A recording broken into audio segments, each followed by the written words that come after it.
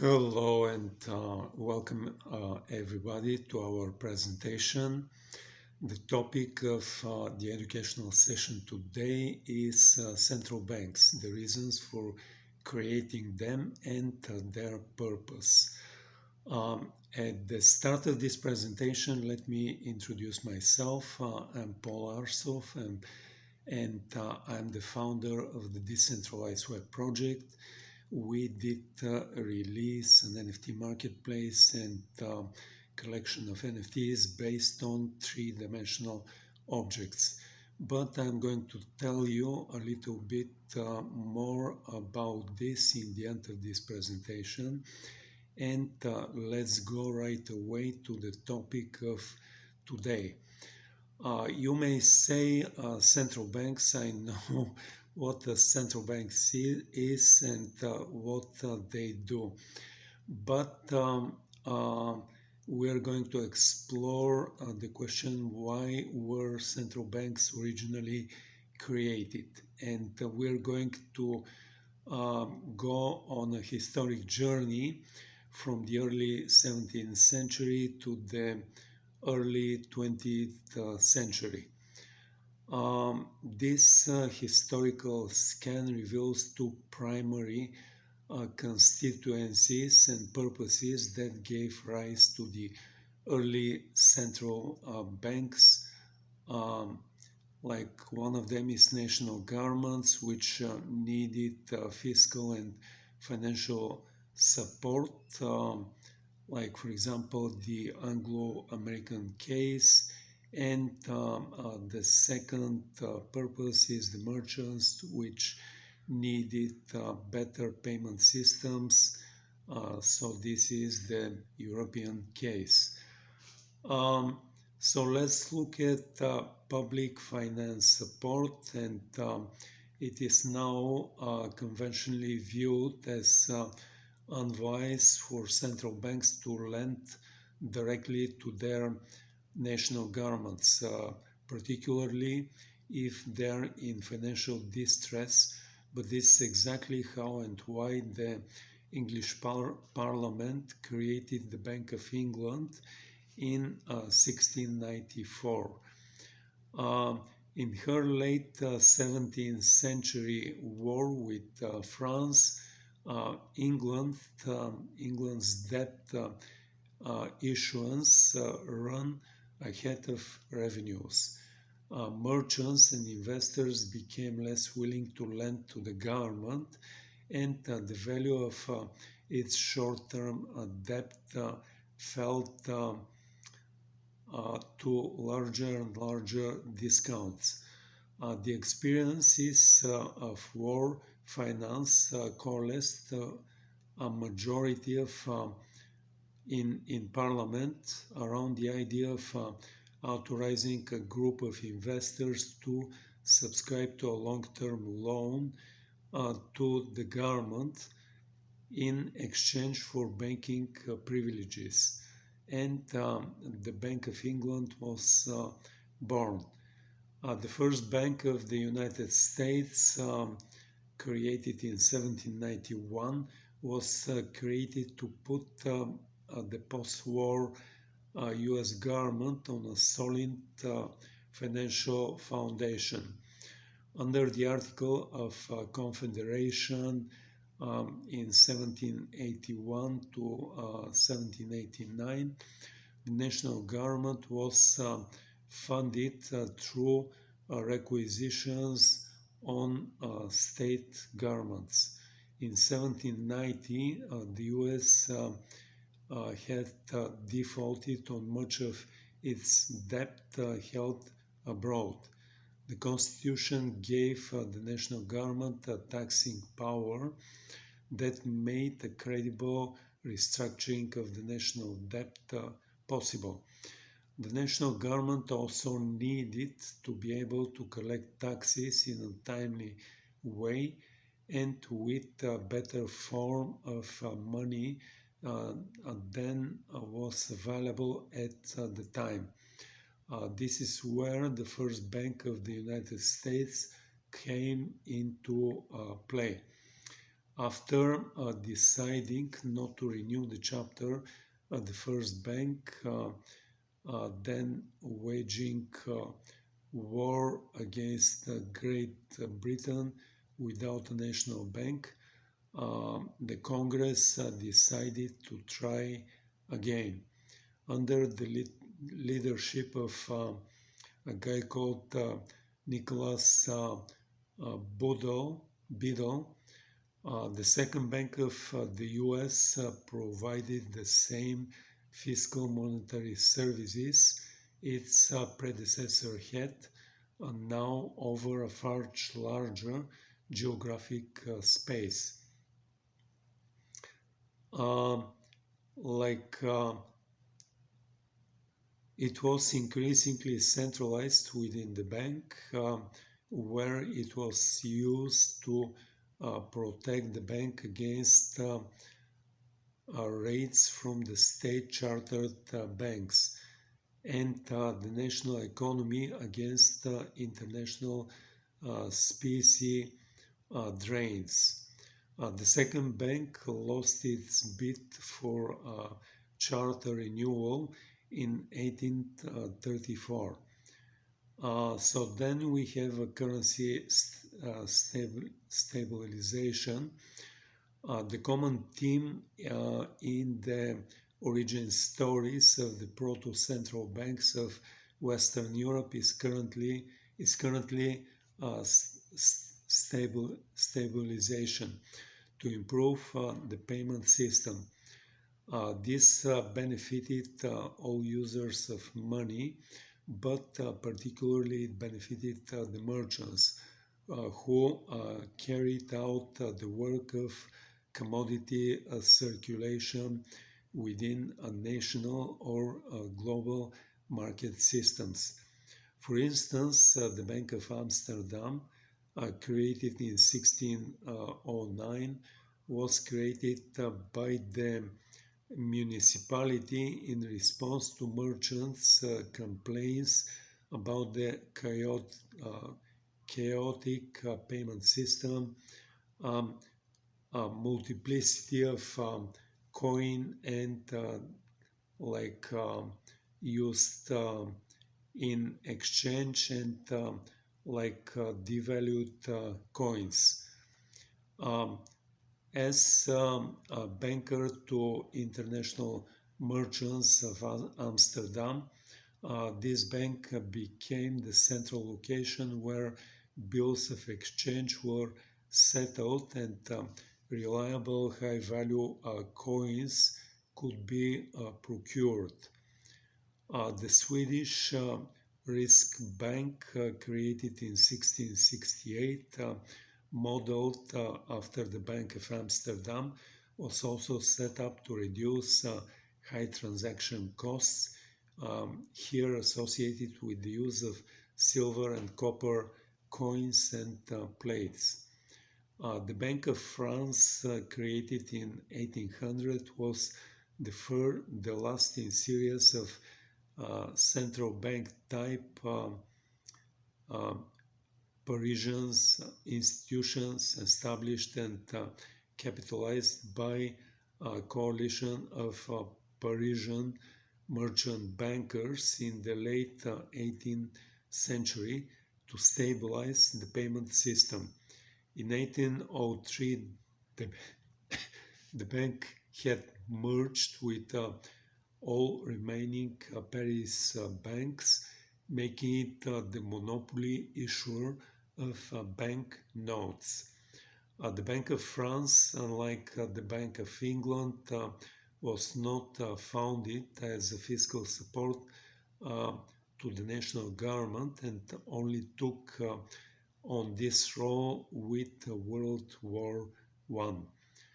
The central banks in Germany, Switzerland, and Italy were created to resolve problems associated with the multiplicity of currency and coinage systems within their national boundaries. The Germany Reichsbank, created in 1875, unified the note issue and improved long-distance payment within the country. The Swiss National Bank, created in 1905, also replaced a system of multiple local notes that circulated non-locally at a discount with its note.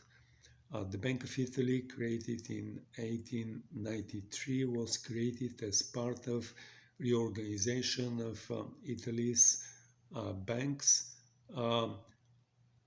of issue in the context of national political unification. The Federal Reserve, U.S. Federal Reserve, created in 1913, also belonged to this group.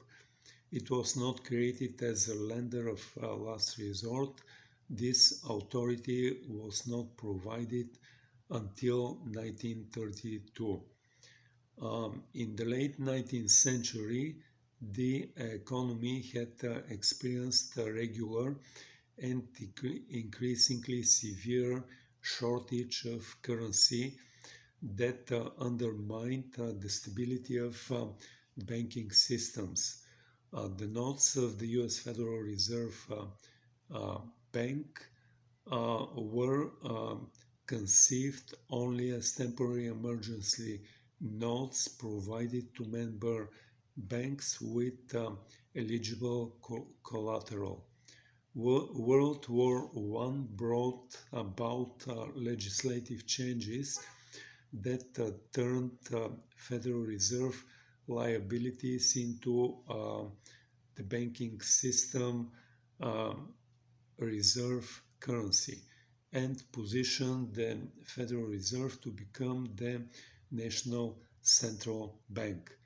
To conclude, the early central banks were flexible institutions that were created to address specific national circumstances and that took a life on their own and new purposes as their founding nations and their national banking systems evolved.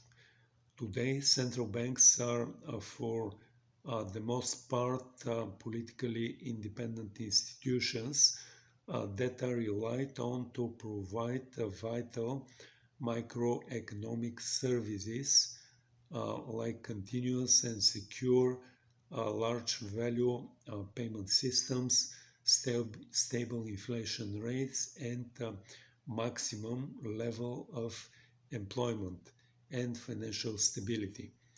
When these goals conflict with each other, it's up to the central banks to decide which goals are most important. Decisions that may or may not reflect the priorities of national governments. And with this said, I would be ending this educational presentation. Thank you for coming, thank you for viewing, and I'm going to come back to do a little introduction of our project. Once again, I'm the founder of the Decentralized Web project, and we did release a marketplace and collection of NFTs based on three-dimensional objects. With three-dimensional objects, there has to be specific software which loads these three-dimensional objects and puts it on computer display.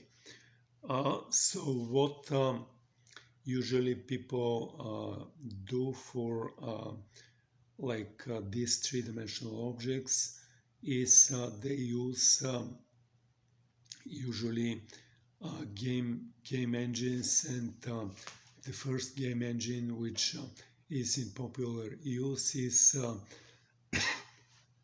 called Unity, and the other game engine is called Unreal. But instead of using game engines, which are the most popular choice, we decided to build our own 3D software engine. And this 3D software engine, it reads the three-dimensional object, it opens a window on a computer display, and it puts the three-dimensional object in this window. It opens and it starts animating in a way of moving this three-dimensional object in random fashion around the window which it did open. But in addition to the loading, opening a window and animating the 3D NFT, our 3D software engine brings multiple additional capabilities. The first additional capability for our 3D NFTs is the capability of speaking. The 3D NFTs can speak in one of three different voices. The 3D NFTs can speak either in a male voice or in a female voice or in a whisper kind of a voice. In addition to the three basic voices, there are flavors, three different flavors of voices. For example, a voice can be spoken in a normal speed manner, or in a fast speed manner, or in a slow speed manner. And if we take a male voice and it is spoken in a slow speed manner, then this voice can come as the voice of a very masculine person or the voice of old person. And if we take, for example, a female voice and it is spoken in a fast speed manner, then this voice can come as the voice of a funny person or the voice of a little girl. That's it regarding to the speaking capability. The next capability is the capability of voice recognition. For example, if we have a 3D NFT on a computer screen and it is moving in a random fashion around this screen, we can then issue our very first voice command to the 3D NFT to stop moving. And then the 3D NFT is going to stand still and stop moving. Then we can issue following voice commands to the 3D NFT to move left, move right, move up, move down, zoom in, zoom out, rotate. And then the 3D NFT is going to fulfill each one of these voice commands and move left, then move right, move up, then move down, come closer, zoom in, go farther away, zoom out, and start rotating.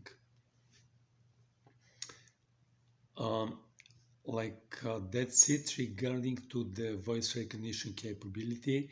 Next capability that we have for our 3D NFTs is the capability of them having a basic artificial intelligence. Wow, really wow. The 3D NFTs, they can, you can ask the 3D NFT, what is your name? And then the 3D NFT is going to reply with their name. You can ask the 3D NFT, who are you? And then the 3D NFT is going to reply in few sentences on who they are. You can ask the 3D NFT to describe something. For example, describe Web3 or describe decentralization or describe Russia. And then the 3D NFT is going to reply in few sentences about Web3 or about decentralization or about the country called Russia. We can we are going to close this and talking about this capability and go towards the last but not least important capability for the 3D NFTs, which is the capability of us seeing them in real three dimensions. Currently, we have 3D NFTs projected on a flat two-dimensional computer screen, and we are using our imagination to imagine the flat 3D NFT on a flat two-dimensional computer screen in 3 dimensions. But we're planning to add additional version of the 3D NFTs, and this version is going to be displayed in a way of stereoscopics.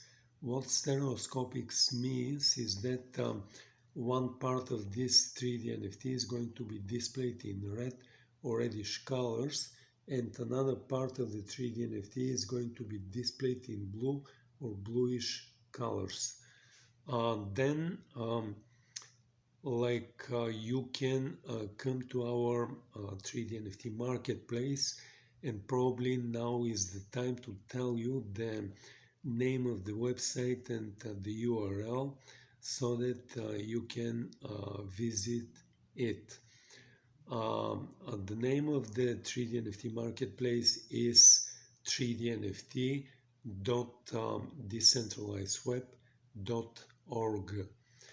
3D NFT is typed in a way with the number 3 followed by the letter D followed by 3 other letters NFT, and it is altogether 3D NFT.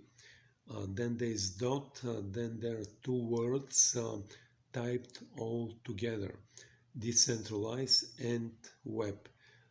Then there is dot and it ends with org. Once again, the URL of the website is 3dnft.decentralizedweb.org. On the main page of the 3D NFT marketplace, you're going to see the composite image of our first collection. You can click on this composite image, and then you can see all of the 3D NFTs in our first collection of 3D NFTs. And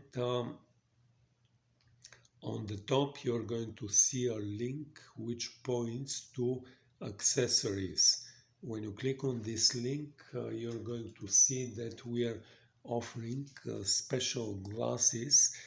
You can order one pair, and when you receive this pair, you're going to see that one lens of these glasses is red and the other lens of these glasses is blue.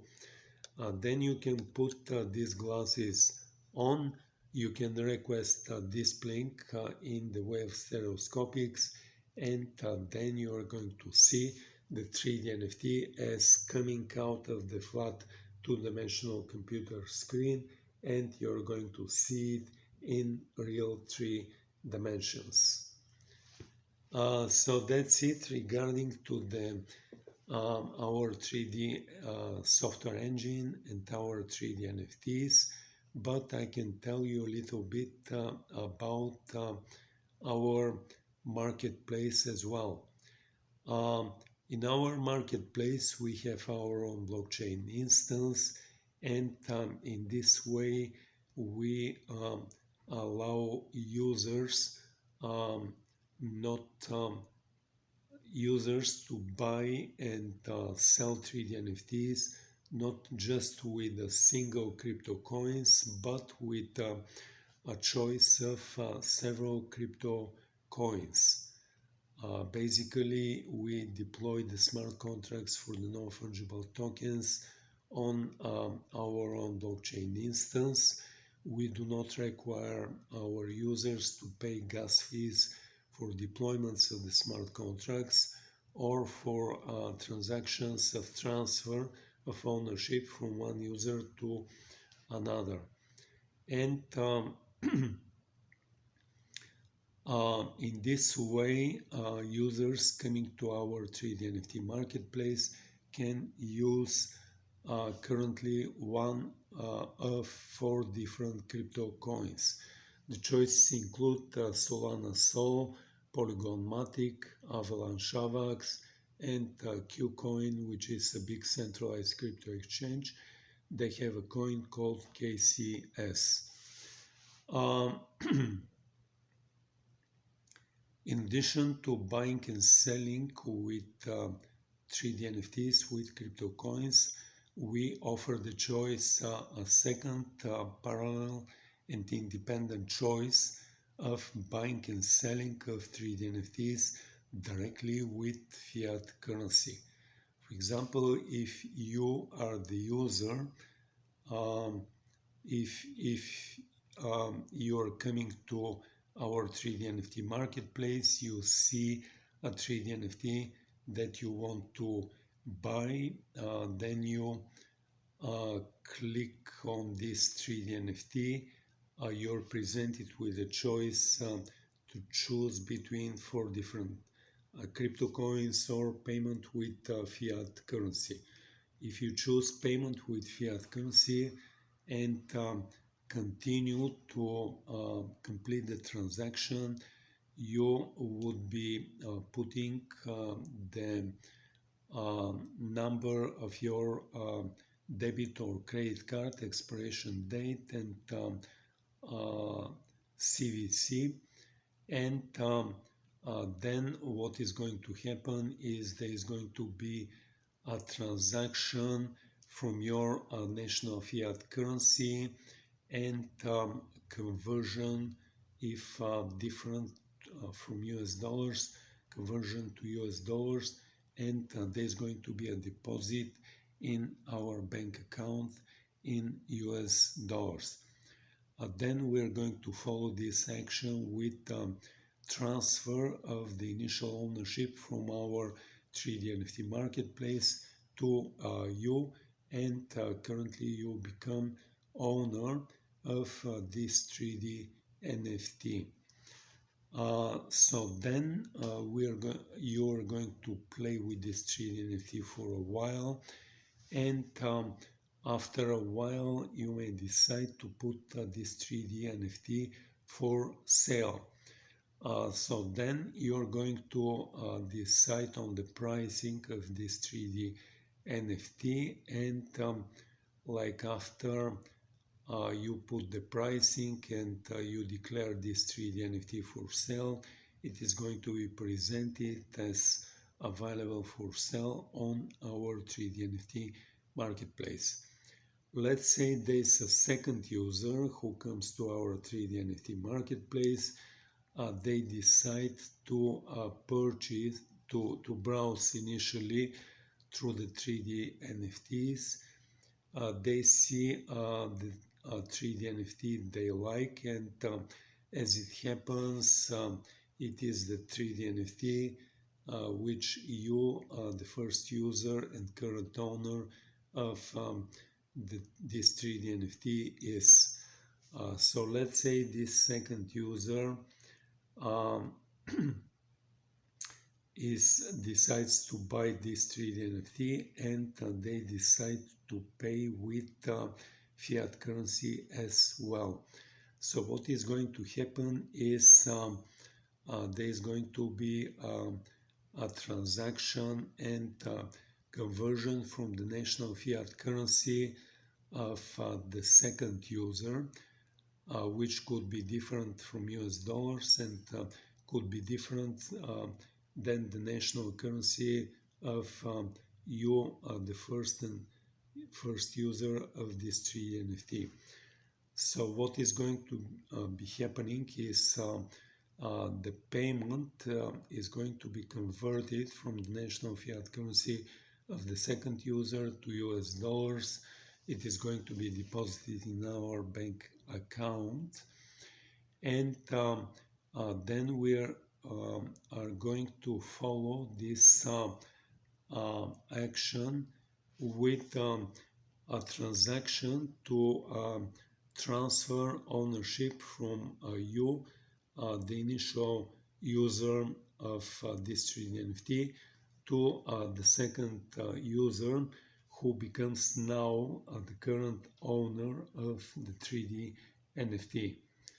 Um, then we're going to follow this action with a transaction and with a payment going from our bank account to um, and like conversion from US dollars to the national fiat currency of you, the first user, and now former owner of this 3D NFT. And this payment for the sale of the 3D NFT is going to arrive in your bank account in your national fiat currency. And with this said, I did describe the second parallel and independent way of buying and selling of our 3D NFTs directly with fiat currency. Um, uh, and with this set, I'm going to end this educational session and this presentation. I'd like to invite you to come and join our social channels so that you can get notified about events like this, and you're going to see when this event is going to be released, and it is going to be released in our YouTube channel. Thank you for coming, thank you for viewing. Have a nice day, have a nice evening, and goodbye.